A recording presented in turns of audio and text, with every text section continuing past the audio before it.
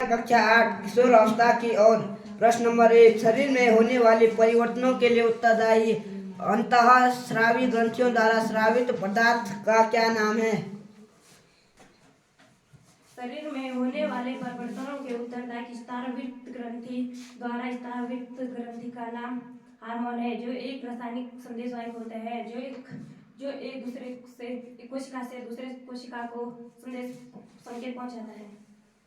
प्रश्न नंबर 2, किशोर अवस्था को परिभाषित कीजिए।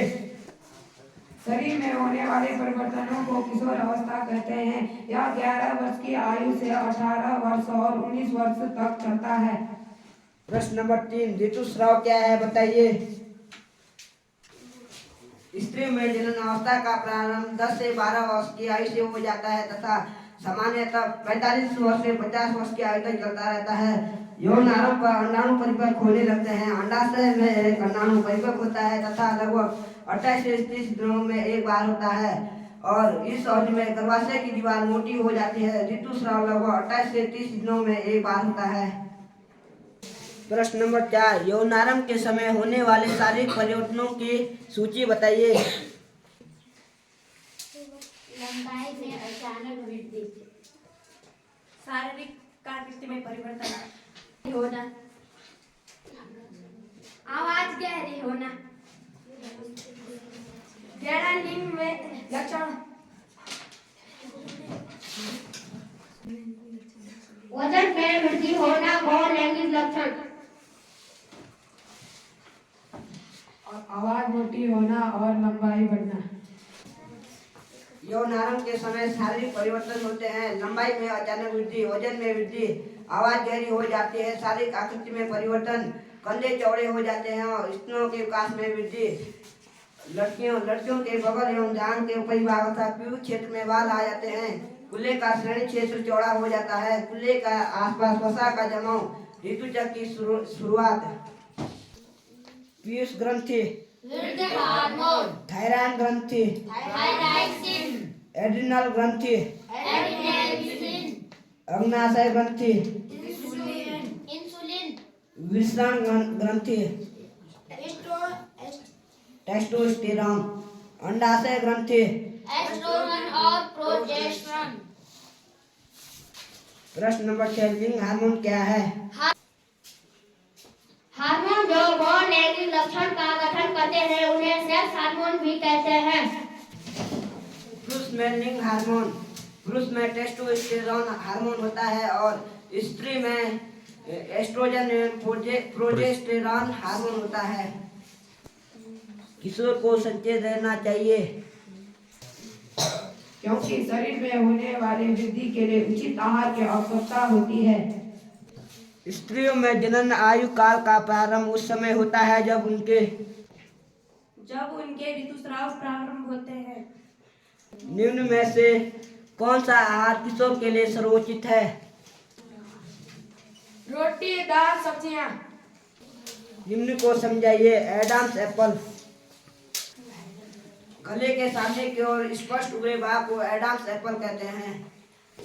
गौण लैंगिक लक्षण, गौण लैंगिक लक्षण वे लक्षण जो पुरुष को महिला से अलग करते हैं गौण लैंगिक लक्षण कहते हैं।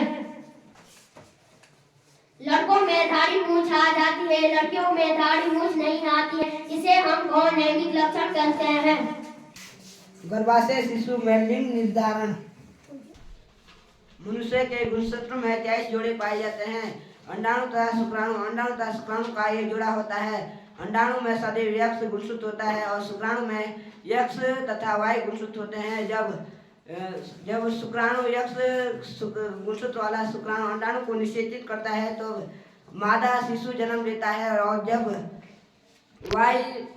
वाई शुक्राणु अंडाणु को निषेचित करता है तब नर शिशु जन्म लेता है।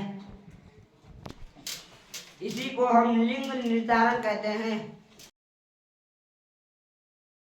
विज्ञान कक्षा 7 जंतुओं और पादपों में परिवहन। प्रश्न 1, रंध्र, वाष्प उत्सर्जन, जाइलम, जल का परिवहन, मूल रोग, जल का अपसोजन, फ्लोएम, भोजन का परिवहन, रिक्त स्थान की पूर्ति कीजिए। हृदय से रक्त का शरीर में के सभी अंगों में परिवहन डैश डैश के द्वारा होता है। हीमोग्लोबिन डैश डैश कोशिकाओं में पाया जाता है। धमनियों और शिराएं डैश डैश के जाल द्वारा जुड़ी रहती हैं। हृदय का लयबद्ध विस्तार और संकुचन डैश डैश कहलाता है। मानव शरीर के प्रमुख उत्सर्जित उत्पाद डैश डैश हैं। पसीने में जल और डैश डैश होता है। मृत अपशिष्ट पदार्थों को द्रव रूप से बाहर निकालते हैं, जिसे हम डैश डैश कहते हैं। वृक्षों में बहुत अधिक ऊंचाई तक जल पहुंचाने के कार्य में डैश डैश द्वारा उत्पन्न चूषण अभिकर्षण बल सहायता करता है। प्रश्न नंबर 3, सही विकल्प का चयन करिए। क, पादपों में जल का परिवहन होता है।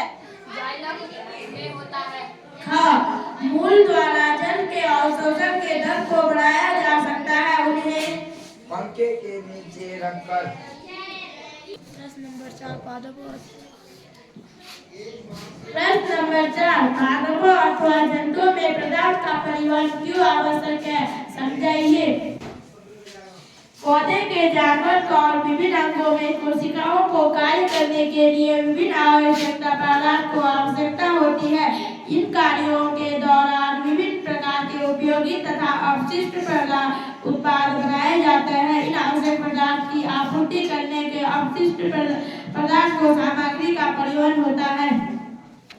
प्रश्न नंबर 5, क्या होगा यदि रक्त में प्रतिकाणु नहीं होंगे? पट्टिकाणु हमारे रक्त को थक्का बनाने के लिए सहायक होता है। रक्त अगर हमारा शरीर कहीं से कट जाता है और वहाँ पर पट्टिकाणु उसे जमाने में सहायक खून को जमाने में सहायक होता है। प्रश्न नंबर 6, रंध्र क्या है? रंध्रों के 2 कार्य बताइए। पत्ती के नीचे के सतह पर बहुत सारे छिद्र होते हैं, जिन्हें रंध्र कहते हैं। गैसों कार्बन डाइऑक्साइड और ऑक्सीजन CO2 और कार्बन डाइऑक्साइड गैसों का आदान प्रदान होता है। ऑक्सीजन और कार्बन डाइऑक्साइड का आदान प्रदान होता है। प्रश्न नंबर 7, क्या वाष्पोत्सर्जन उत्पाद में कोई उत्पाद कार्य करता है? वाष्पोत्सर्जन लंबे पेड़ों के ऊंचाइयों तक पानी पहुंचाने का कार्य करता है। प्रश्न नंबर 8, रक्त के घटकों के नाम बताइए। Plasma, RBC, WBC, plates. प्रश्न नंबर 9, शरीर के सभी अंगों को रक्त की आवश्यकता क्यों होती है? हमारे शरीर में विभिन्न प्रकार के अंग होते हैं, जिसमें रक्त की आवश्यकता होती है। इसीलिए इनमें खून का परिवहन होता है। अगर खून का परिवहन नहीं होगा तो यह अंग काम करना बंद कर देंगे। प्रश्न नंबर 10, रक्त लाल रंग का क्यों दिखाई देता है? लाल रक्त कोशिकाओं में हीमोग्लोबिन नामक एक लाल वर्णक होता है, जिसकी उपस्थिति में हमारा रक्त लाल दिखाई देता है। हृदय के कार्य बताइए। हृदय एक पंप है, यह लगातार धड़कता रहता है। मनुष्य का हृदय 1 मिनट में 72 बार धड़कता है। वह खून को अंदर लेकर और विभिन्न अंगों में पहुंचाता है। इसमें रक्त का परिवहन लगातार होता है। हृदय से धमनियां शुद्ध रक्त विभिन्न अंगों में पहुंचाता है। अशुद्ध रक्त शिराएं के द्वारा हृदय में प्रवेश करता है। प्रश्न नंबर 12, जब शरीर द्वारा अपशिष्ट पदार्थ को उत्सर्जित करना क्यों आवश्यक है? अगर हम अपशिष्ट पदार्थ को बाहर नहीं निकालेंगे तो हमें फिर से भूख नहीं लगेगी और हमारा शरीर अस्वस्थ हो जाएगा। इसलिए हमें इन्हें शरीर से बाहर निकालना आवश्यक है। विज्ञान कक्षा 6 गति एवं दूरियों का मापन। प्रश्न नंबर 1, वायु, जल तथा थल पर उपयोग किए जाने वाले परिवहनों के साधनों में प्रत्येक के दो उदाहरण लिखिए। थल परिवहन जैसे बस, मोटर बाइक आदि।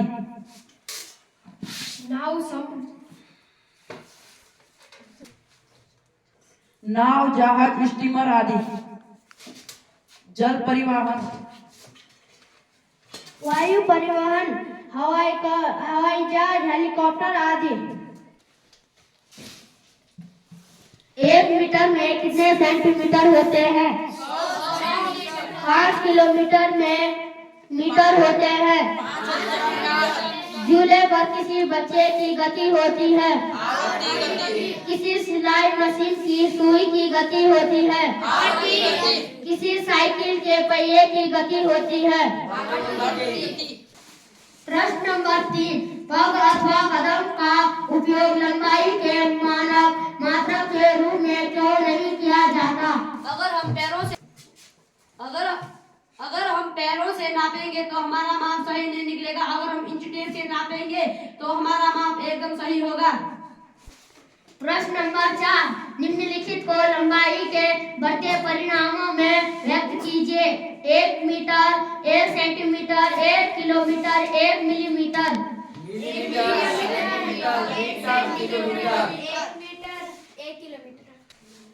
Millimetre, metre, centimetre, millimetre, centimetre, metre, kilometre.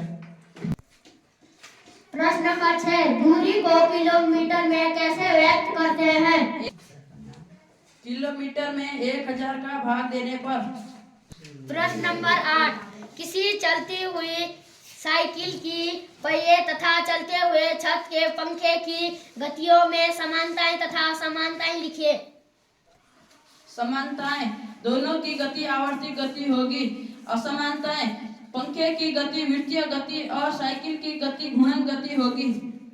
प्रश्न नंबर 9, आप दूरी मापने के लिए किस लचीले फीते का उपयोग क्यों नहीं करते?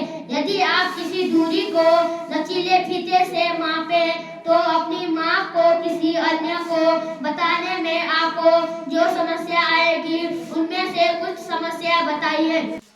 लचीले फीते से हमारा माप सही नहीं आएगा। प्रश्न नंबर 10, आवर्ती गति के 2 उदाहरण बताइए। आवर्ती गति का 2 उदाहरण लिखें। पृथ्वी का घूमना